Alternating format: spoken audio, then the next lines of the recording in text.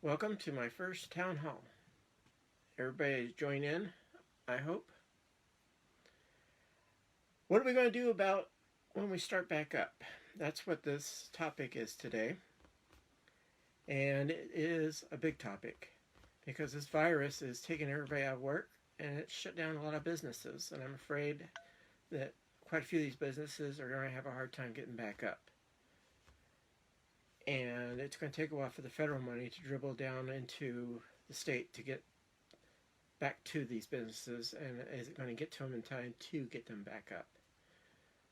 So my question to everybody is it going to arrive in time for you to get your jobs back? And how do you feel about that? So that's why I was asking for people to send questions, ideas, how you feel about it, and wanting to ask you about how you thought about the posts I was writing, about my ideas about pushing through on getting jobs to push us into the next generation by using a fast-moving rail and creating better communities. So I'm going to ask my camera lady, do we have any questions yet, or should I just start ahead with what we have? Let's talk about what we got in email. Okay. People emailing in some questions over here. I don't have on mine. Okay, stand by for a moment here. Apologies here while we get a little bit better coordinated. This is our first time, so. But I talked about fast-moving rails, creating better communities, and I think that is our first step because it'll create. I'm getting something on the screen, but I've got something blocking part of it. I can't see it. Don't worry about that. Now we're getting a question. Can you elaborate on your job platform? Part of my job platform is, depending on what part you're talking about,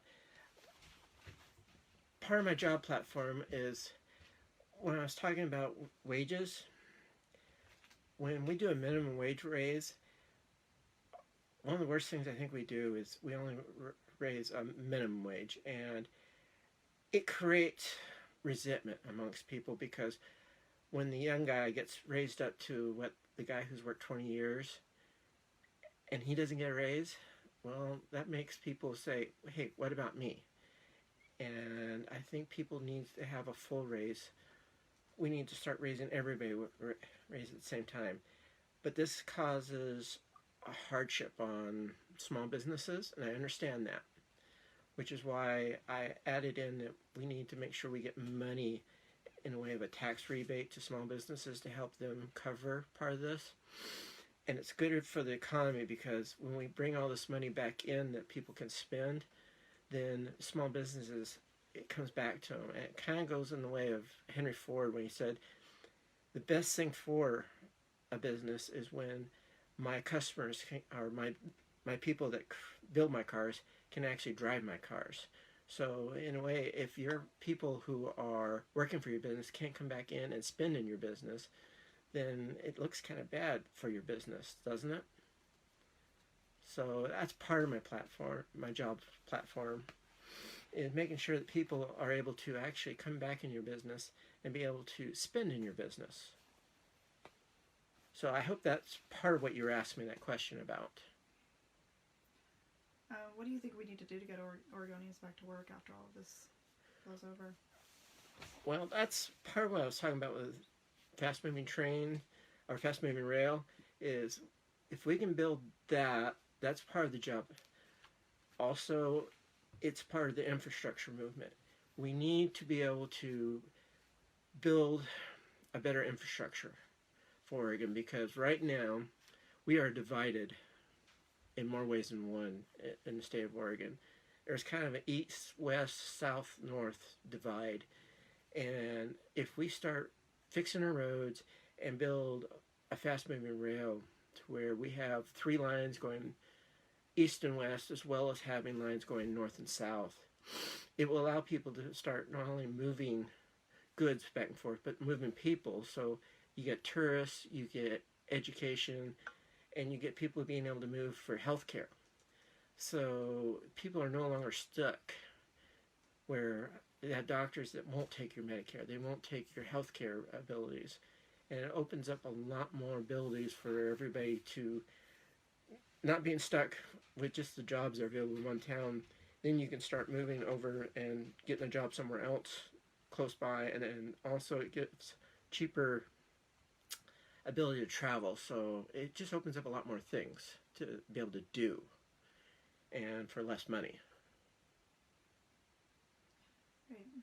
How should we be better responding to this crisis as Oregonians and as a country? Quit bickering, quit fighting is first thing, because that's a huge thing. And the knuckle down. A lot of the people don't see what's happening around you because we don't have a lot of people getting sick right now. For the Rogue Valley, we have a total of 4 people. There's 3 here in Jackson County and 1 in Josephine County. And most of that is just due to the fact that we don't have a lot of travel. Our mountains are kind of keeping it out in a way because there's no flow, you might say, of people. There's no flow of air. There's no flow of anything. So I think this is kind of coming in maybe from what few people did go through. And the same kind of be happening for the 2nd District. For the east side, you're not getting a lot of cases on your side either because of the same thing. Your mountains are protecting you, and so is, but here's the thing to worry about is your supplies are coming in, and this could also affect. So we have to be careful on how we're moving our supplies coming in. You know, your truck driver could easily stop, get a burger somewhere, and then bring it in. So we have to be careful. But don't treat anyone negatively. We got to come together as communities. We have to start worrying about making sure your next door neighbor, your elderly person, make sure they have supplies, make sure they're okay, check in on them constantly, but don't get in their face. Make sure you have distance, but make sure that everybody's okay. We have another question? Telemedicine is something that's being talked about a lot right now for social distancing and healthcare. How can we make healthcare accessible to people during times like this, and also in rural areas where people may have trouble with broadband connection? Yeah, I wish we had better broadband connection. That's something I think we need to look more, and especially out in the outback, or the back 40s, my father would like to say. He had a lot of familiar sayings. Telemedicine is a great new way of getting things going. One of the things that I'd like to see go next is, if we can't get the telemedicine and getting more broadband out there, one of the things I discussed maybe was getting some kind of shuttle service for people that are further out to get people into doctors. But the telemedicine is our next best thing that we have. I don't know how yet to get more doctors to you folks at this moment in time. One of the things I discussed was our next step was actually creating more clinics with our next medication, so we have more supplies located out further for the folks that are further out, because we can't get caught flat-footed again like we are right now. This is not a good situation. What do you think people in Congress should be doing right now to protect the American people and get us back to work? First, shut up and quit arguing. But second, we have to look at the workers, and we have to look at the small businesses. Right now, I think they're the backbones. The corporations can fight on their own. I'm sorry, but they made their own mess on a lot of this stuff.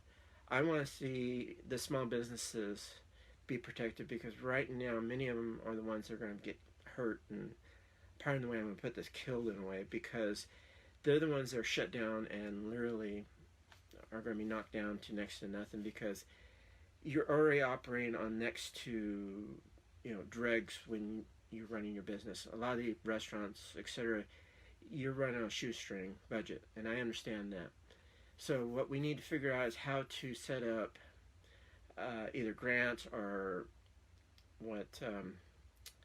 I can't remember the name of the congressman, but what they call it, like a shoestring loan, so that you guys can still make your payroll, but it was called a 0% loan, so you could still make your payroll and still pay for supplies and your rent and your utilities until we could get things rebuilt. And if things didn't pick up fast enough, they were almost like forgivable loans through the SBA, because like especially out in some of the counties that are way further out. You have a low battery on this. Go ahead, keep talking. Especially on some of the counties that are way further out.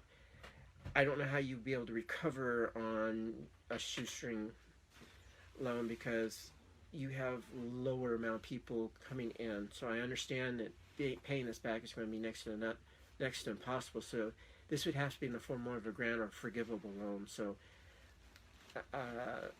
till we can get more people flowing through to help you recover, it's got to be forgivable. There's just no other way to answer this, because I don't know any other way to get people helped until we get Oregon rebuilt, because you can't just pull back into the shell right now. FDR had the right way of doing things back in the Depression. You have to build, you have to keep growing, because if you don't, then you collapse. And that's what happened after the Depression. All they did was they pulled in and we collapsed. It wasn't until we started working and building that we pulled ourselves out of the Depression. So Congress has been working on a relief package to help bail out small businesses and individuals. What are your thoughts on it? Ours over here. It's just a drop in the bucket right now. First thing is, you need to pull over. There you go. First thing is that sorry folks, we have a little power issue we're trying to get covered real quick. First thing is like for New York, it's not even covered maybe 20% what they need. For state of Oregon, I don't know what our numbers are going to be yet, but I'm not figuring it's maybe 25% what we might need to get started pulling ourselves out of the hole that we're going to be in. If we're going to actually pull this forward and pull it, most of what is going to happen is going to be on our own and working ourselves out of this, which is one of the reasons why I start talking about communities and how we're going to do this. And I think that if we actually team up and look at a West Coast super rail, and say if we team up with California and Washington and build this, we actually turn into a community that we're running tourists, we're running people, and by using the USPS as a partner on this rail to move freight and getting people, that it's just people are understanding that people are no longer stuck, say in San Francisco, they could actually be living in Medford and working in San Francisco, because it wouldn't take that long to take the rails to get that far, or they could be working in Sacramento or Portland. It just opens up everything for everybody. You're no longer stuck in one spot. So this is one of the reasons why I'm pushing the high-speed rail. And as someone who actually went to Japan and rode on one, it's amazing how far you can travel in an hour's time. And that was back in the 70s. Imagine with today's technology what we could do.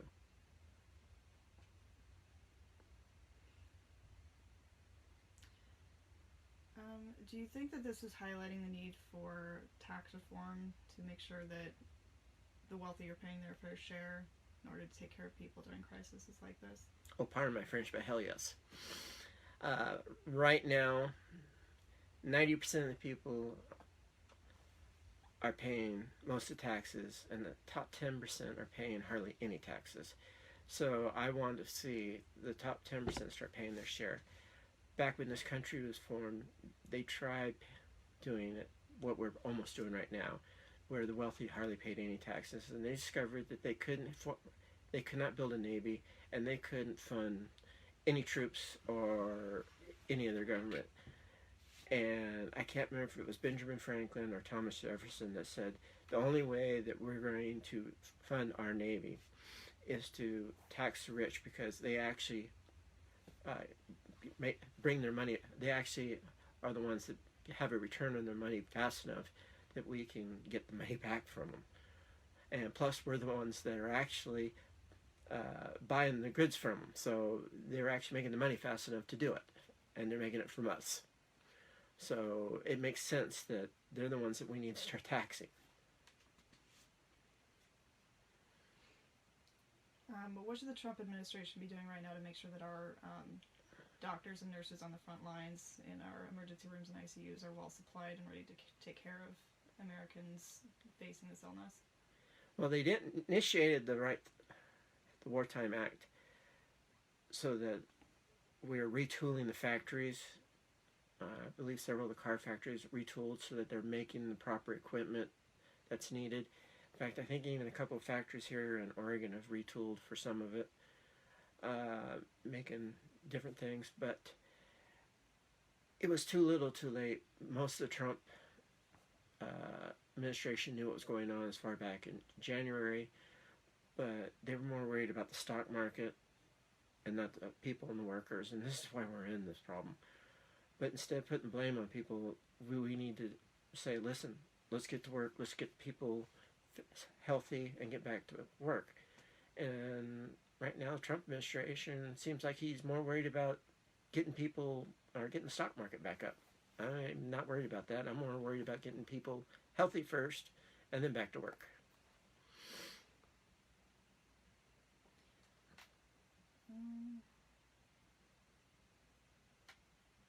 Yes. Are you worried about our veterans right now and how this might affect our veterans' health care? Oh, yeah. Our veterans and our disabled, I think, are kind of left out. They are already, many of our veterans come back with, I don't want to call them damaged goods, but they have issues already, maybe lung problems or other health issues. So they're already at risk for this virus. Anyone that has a health problem needs to be extra careful, and this is one of the reasons why this social distancing is extra important for them, to stay away from as much as possible. And if someone's disabled, my mother had asthma and COPD, and unfortunately I inherited her asthma, so I have borderline asthmatic issues, and when the trees get in bloom and everything, I start having a cough, and you can hear my voice a little bit, having a little bit of roughness. So even I'm suffering right now and using my inhaler a little bit at times. So we have to be extra careful, and so do the veterans, because we're more at risk right now. We're at catching this. So yeah, and I worry that if we aren't being extra careful. But we also have to make sure that if you guys do get sick, you're going to get taken care of right away. So hopefully the VA has plenty of funds to be able to take care of you right now. So fingers are crossed. And there's a lot of talk right now about universal basic income, especially with everybody out of work and bailout checks now being sent out to individuals. What are your thoughts on that being implemented as a policy going forward? Yeah, I think you're talking about Wang's $1,000 or something similar. Or something similar. I don't know how well that would be implementable. Kind of, it's one of those things. Pardon my thing, but saying interesting. I think we need to redo our income structure, because we need living wages. Over the last 40 plus years, one party has really been pushing to keep the income levels from not rising as fast. And it's really pushed people where they're not working they're doing more work for less money, and it's really hurt people. So yeah, we need more income for people. I just don't know if the universal payment like that is the best solution, but it's an interesting solution. I'll say that much. So We have someone commenting. Jessica says, I'm concerned for those who've been laid off and what that means for their health care. supposedly it's supposed to be not taken away, and that's one of my pet peeves is we need to make sure no one loses their health care. And in the bill, as I was reading it, it's supposed to be not being able to be taken away. But there was a couple clauses in there that I read that I'm not 100% comfortable with, that it can't be. But I think they're covered. So don't quote me that they're all going to be covered. There may be a few people that might fall through the cracks. And if they are, I'm hoping that like Oregon Medicaid will step in and be able to cover them, and they'll fill in. So if people have lost it, please look into the Oregon Medicaid system to immediately get covered right away. That is your next best chance. So if your insurance does say you're not covered anymore, please immediately contact Oregon Insurance to verify that you can be covered that direction. So, John, let's talk about farmers. How can we support our farmers right now? Yeah, but that's another thing that we've had some disruptions for. I would like to see if we can help our farmers. And one of the things that I noticed, especially with our last congressman, was a lot of farmers thought he helped them, but I was looking at how much help he did and how much he didn't do. And the Farm Bill was a major thing that I thought he didn't help them a lot with. Like, we could go on the Farm Bill and add in a piece on there where the farmers could get grants to add solar generators and wind generators to the farms to replace how they get the power, but also to add in extras so that they can use it as an income generator as well. So it's like extra money coming in, and they could put it on areas of the farm where they have nothing but rocks and weeds, and they can't do anything else with it. So think of it as an extra area that you're bringing in income that there's nothing else you could do with that land anyways.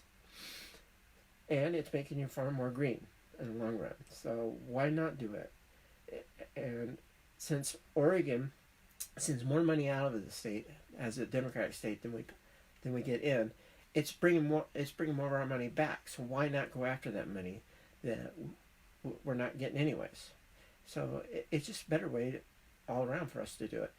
And another thing we could do is raise tariffs on meat that's coming in the United States from Chile, from Australia.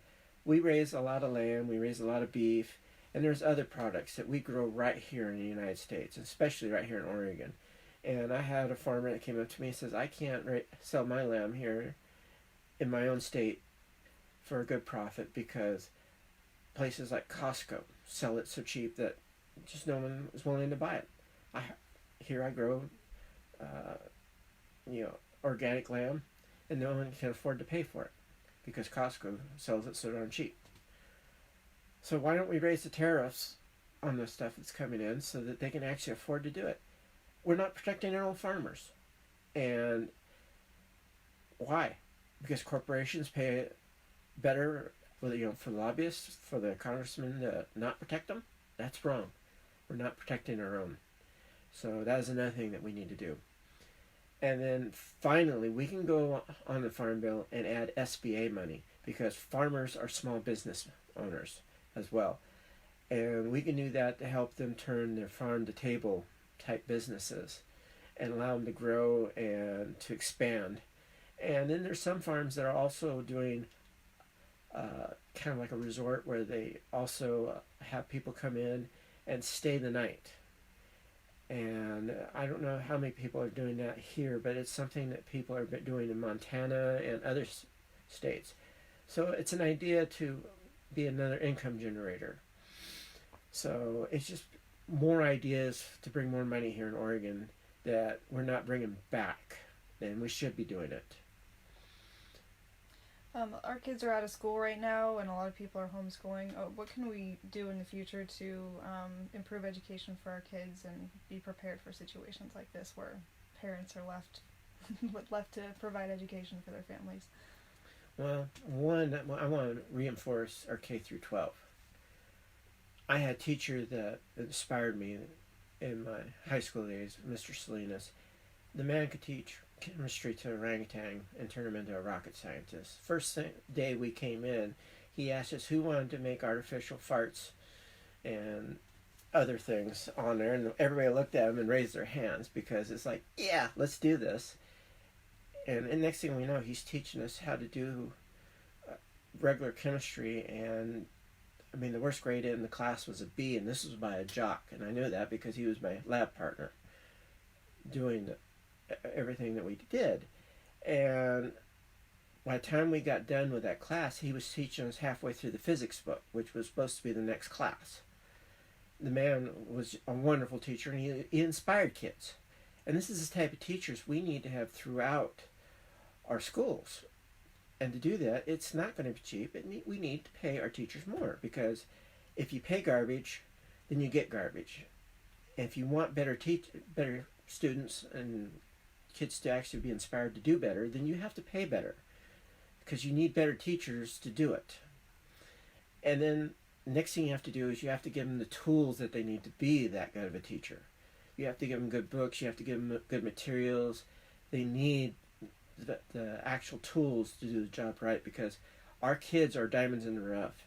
And you have to let the teachers be the jewelers so they can turn these diamonds into real gems. And that's the way I look at how, schools and teachers really are. They're jewelers, and they need to be able to work on our kids and turn them into the gems and jewels that we really want them to be when they get ready to graduate.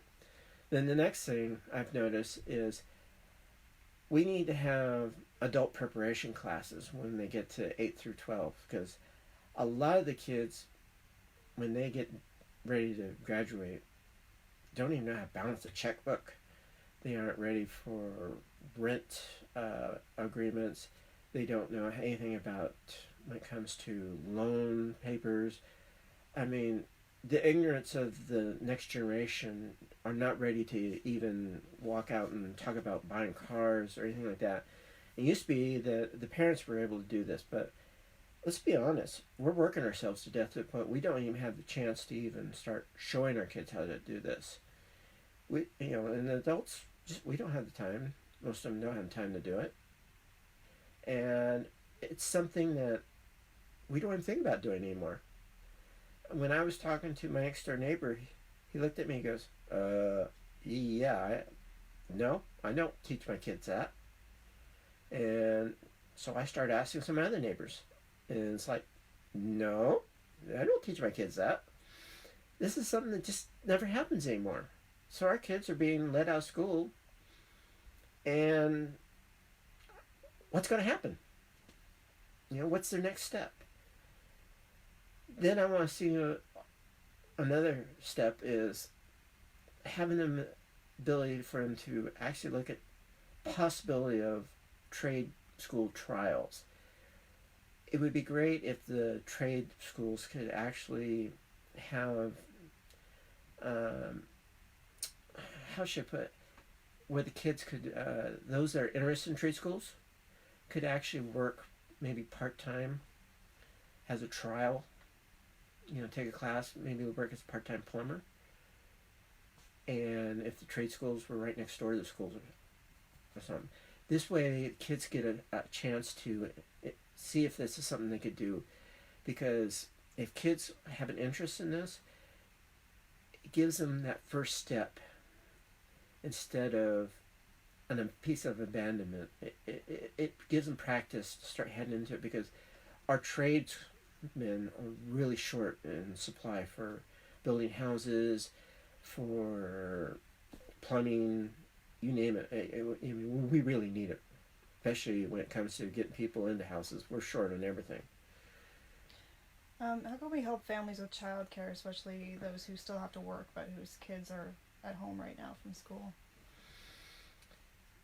Well, living wage would help for one thing, but we need to have mandatory paid childcare, because the one person family working isn't going to happen for a long while. I don't see that happening in the next 20 years. It needs to happen, but I don't see it happen in the next 20 years. And the current government system has to change, so we start acknowledging that people have to have a place for their children to go, because till we get the wage system corrected, I guess the best way to put it, corrected, we have to get this paid for, because people need to get up to where they're on a living wage. And until we get fully fixed, we have to pay for the child care. Someone has to pay for it, because it's not being done by the people that are abusing the system, which is the employers. So someone has to step in and do it, unfortunately. And it's going to have to be the government that's doing it, because they're already paying for it anyways, I guess why. Because we have too many of the employers that are using socialized employment, you might say, because they're forcing the employees to get subsidies already. So it's already a subsidy we have to pay for. Paid sick leave is also something that's being talked about a lot. Paid sick leave and family leave. What policies would you support going forward to make sure that people are protected? I'm already on the bandwagon. Paid sick leave has to be taken care of, along with maternity leave. And but the people need to be taken care of. We can no longer ignore people's health. So paid sick leave, if someone's sick, the last thing you need is someone working, sneezing all over the place. I used to work at a grocery store when I was younger, and last thing you wanted was someone work back in the deli sneezing all over your open meat counter. And they used to force us to do that. I used to watch them back in the deli or bakery cooking with someone doing it with a snotty nose.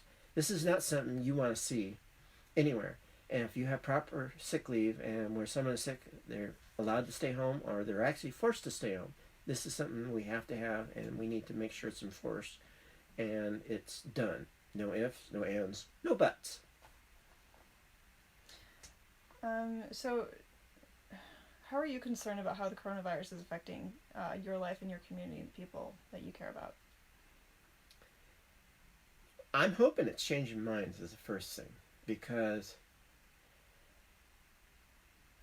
this is something that's a lot more serious than what people originally took. And I'm one of them, actually, to be honest, because I originally looked at this because the flu has killed more people.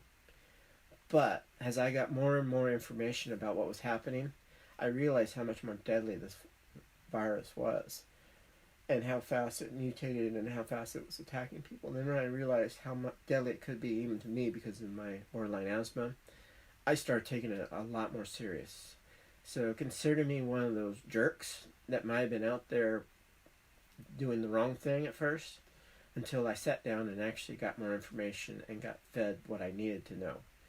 So I'm someone that actually pulled my head out of my keister, pardon my French, and stepped back and said, wait a minute, I could be one of those in the hospital beds. So I learned what I needed to learn fast and stepped back and said, I'm not going to be one of those idiots.